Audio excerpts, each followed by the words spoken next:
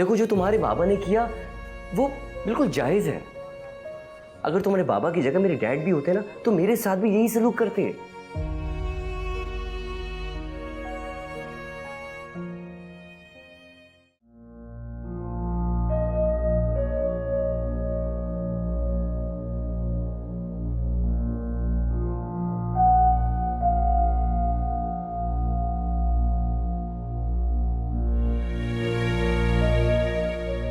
उनका बीपी मामूल से कुछ ज़्यादा बढ़ गया था। गालबन इन्हें कोई गहरा सदमा पहुंचा है या परेशानी है, इसने इनके असाब को मुतासर किया है, इसलिए इन्हें आराम की ज़रूरत है। भाई साहब, अब आप में परेशानी बिल्कुल भी नहीं रही। तो मैं इनके लिए दवाइयाँ भेज दूँ क्लिनिक से, आप इन्हें बाकायदगी से देते रहिएगा। अच्छा, अब मैं चलता। कोई फिक्र की बात तो नहीं है ना डॉक्टर साहब? अरे नहीं बहन, अब माशाल्लाह जल्द ठीक हो जाएंगे, परेशानी की कोई बात नहीं। आपका बहुत बहुत शुक्रिया बशीर भाई। कोई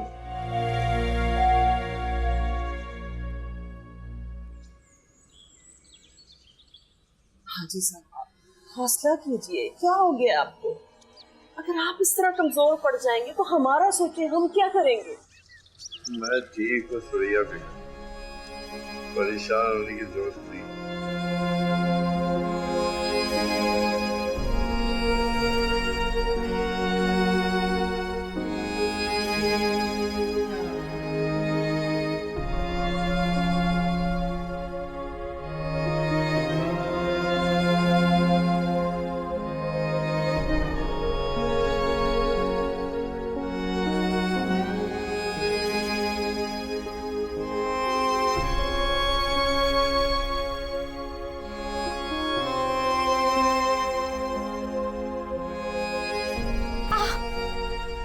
अस्मा, बिकॉज ऑफ द गैरेज चोट तो नहीं?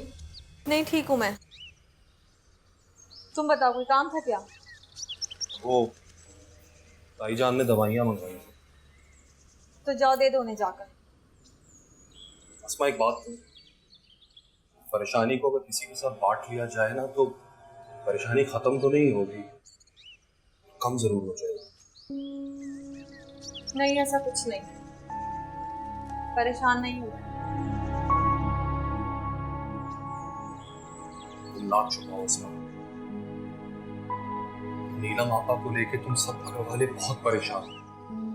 और अगर तुम भी इस तरह हिम्मत हार गई तो ताया और ताई को कौन संभालेगा? मैं जानता हूं कि नीलम आपा का फैसला गलत है, पर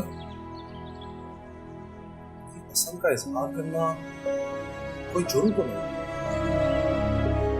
लेकिन जहाँ पसंद माँ बाप के किस्सों के आड़े आए, वहाँ जुर्म ही है।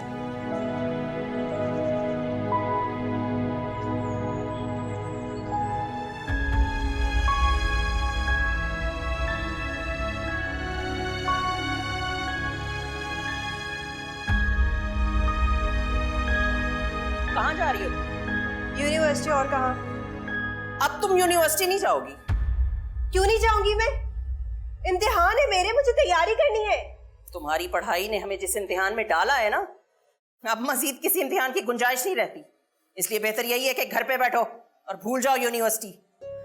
लेकिन अम्मी। बस, जो कह दिया सो कह दिया।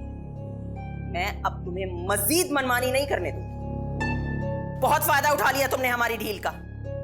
अब घर पे बैठो, यही बेहतर है, तुम्हारे हक में भी और हमारे हक में भी।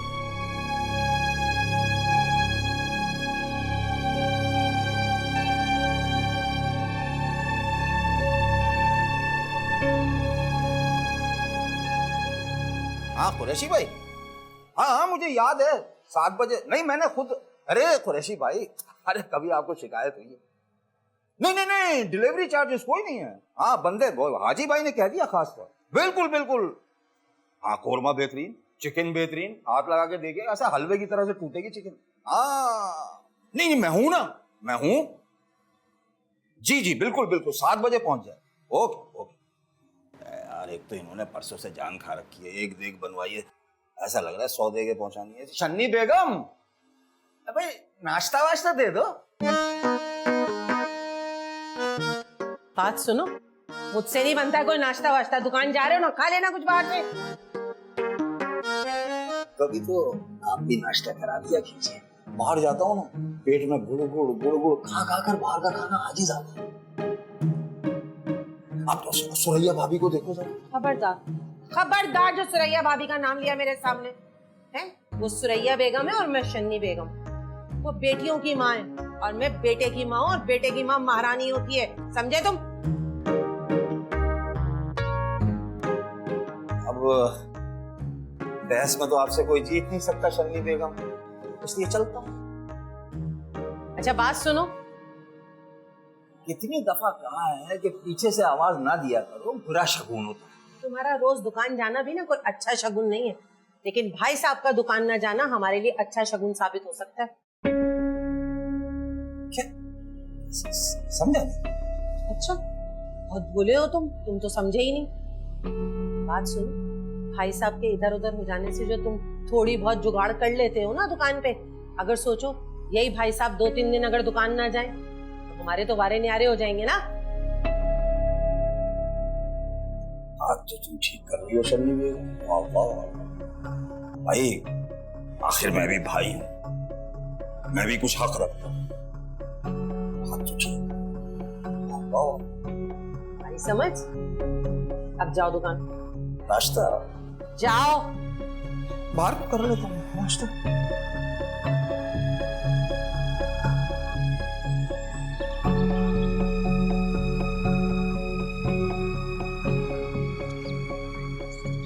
है हाजी भाई, इस घर को किसकी नजर लग गई?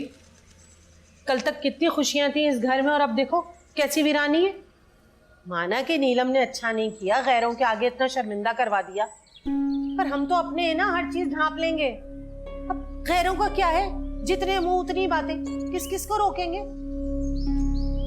बस भाभी जो होना था हो गया, क्या करें।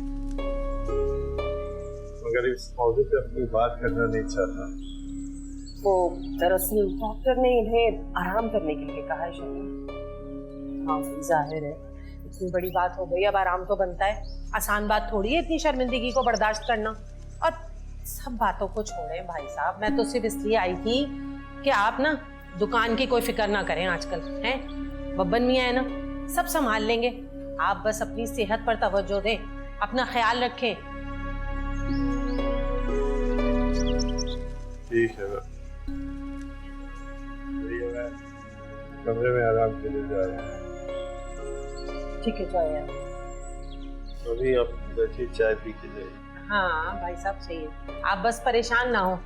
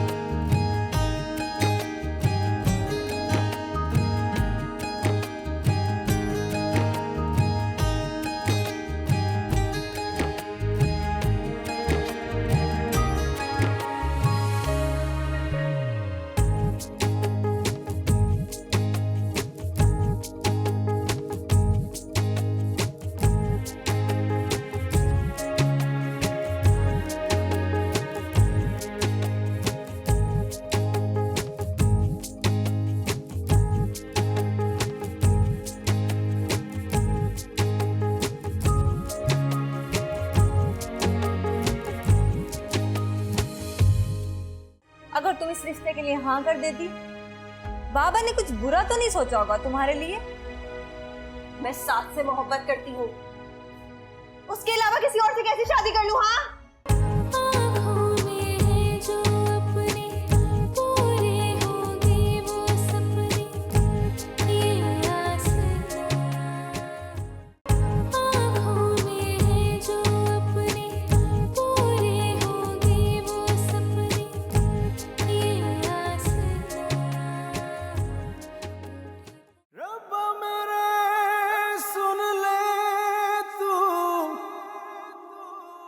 दिल की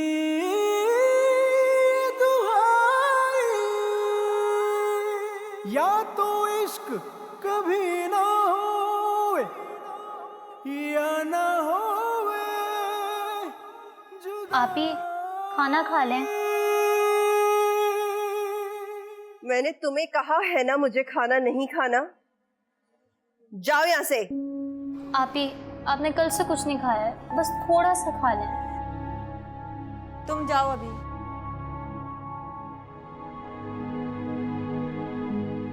तुम क्यों कर रही हो इस तरह से? सोचो बाबा को कितना दुख पहुंच रहा होगा, वो बीमार पड़ गए हैं। प्लीज मत करो ये सब। मैंने ऐसा कुछ नहीं किया। अना का मसला ना उनने खुद बनाया हुआ है। क्या हो जाता अगर तुम इस रिश्ते के लिए हाँ कर देती? बाबा ने कुछ बुरा तो नहीं सोचा होगा तुम्हारे लिए? मैं साथ से मोहब्बत करती हूँ, उसके अलावा किसी और से कैसे शादी कर लूं? हाँ, ओह, पर तुम्हें क्या मालूम कि मोहब्बत क्या होती है? तुम जाओ और जाके चूल्हा संभालो। अगर मोहब्बत होती भी ना तो अम्मी बाबा की उस मोहब्बत के आगे इसकी कोई हैसियत ना होती।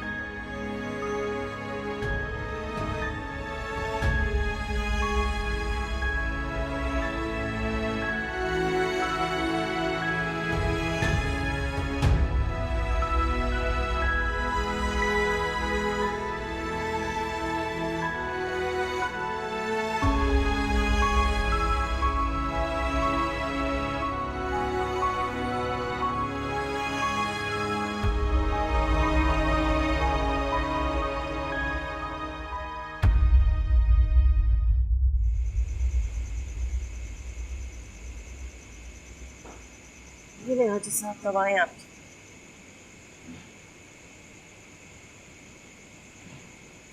अम्मा ये देखें, आप अभी भी खाना नहीं खा रही।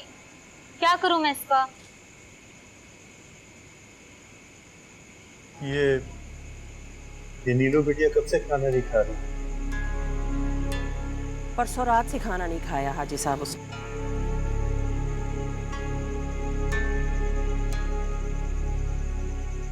परसों से खाना नहीं खा रही है और आप मुझे अब बता रहे हैं।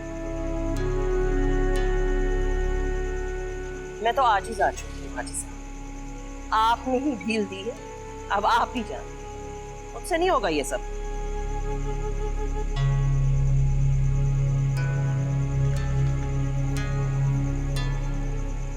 ला बेटा दे मुझे, ला दे।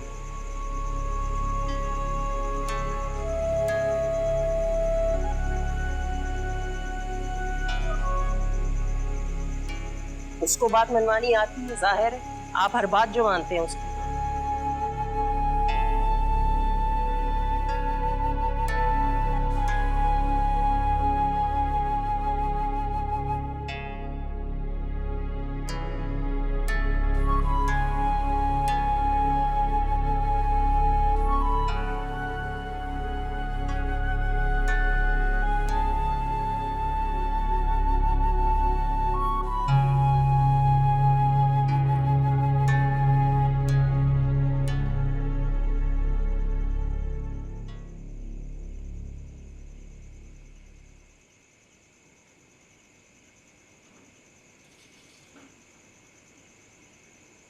नीलो खाना खा ले बेटा। खाने से कैसी नाराजगी है बेटा? मुझे पता है नीलो बिटिया, बचपन में जब तुम नाराज हो जाया करती थी या किसी बात के लिए जिद करती थी तो खाना पीना छोड़ देती थी।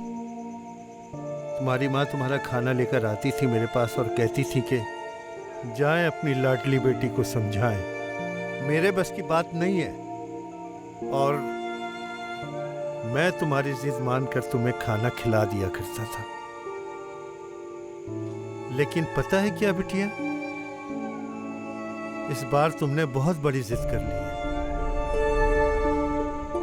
माँ बाप अपने बच्चों के लिए कभी कोई गलत फैसला नहीं करते बेटा। वो चाहते हैं कि उनकी औलाद को दुनिया की हर खुशी और हर राहत मिले। हमने भी यही सोचकर तुम्हारा हामिद मियां से रिश्ता तय किया था, ताकि हमारी लाडों से पली बेटी को वो पलकों पे बिठा के रखेगा। उसकी हर चाह हर मान का ख्याल रखेगा। लेकिन पता है क्या बिटिया, मुझे इस बात का पूरा यकीन था कि तुम्हें मेरे फैसले से कोई इख्तलाफ नहीं होगा। खैर, गलती हो गई बेटा, माफ कर दे, माफ कर दे मेरा बच्चा, माफ कर दे।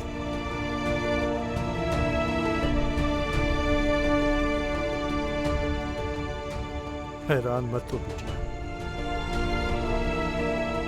जब तुम्हारे बाबा ने जिंदगी भर तुम्हारी खुशी का ख्याल रखा है, तो मैं तुम्हारी मर्जी के खिलाफ इतना बड़ा फैसला कैसे तुम पर मुसल्लत कर सकता हूं? तुम्हारी खुशी में मैं खुश हूं। मुझे बताओ, क्या करता है, कौन है वो? बाबा वो मेरी यूनिवर्सिटी में पढ़ता है, उसका नाम शाद है। उसके फादर बहुत बड़े बिजनेसमैन हैं और वो भी स्टडीज के बाद उन्हीं का बिजनेस ज्वाइन करेगा। तुम उसके वालिदैन से मिली हो? नहीं बाबा। देखो बेटा, तुम जानती हो जमाना कितना खराब है, इस तरह किसी पर एतबार नहीं किया जा सकता। बाबा साहब बहुत अच्छा लड़का है, आप उससे मिलेंगे ना, आपको भी बहुत अच्छा लगेगा। हमें तो तुम्हारी खुशी मतलूब है बेटा। उसे कहो कि बात आगे बढ़ाए। जी बाबा, उसके फादर बाहर गए हुए हैं किसी काम से, वो जैसे ही आ जाए मैं आपकी मुलाकात उनसे करवा दूँ। चलो, जैसा तुम मुनासिब समझो बेटा, लेकिन वक्त से पहले बता देना ताकि हम मुनासिब इंतजामात कर सकें। और अब ये उदासी ख़त्म करो और खाना खाओ, क्योंकि अल्लाह के दिए हुए रिज़्क़ से नाराज़ नहीं हुआ करते।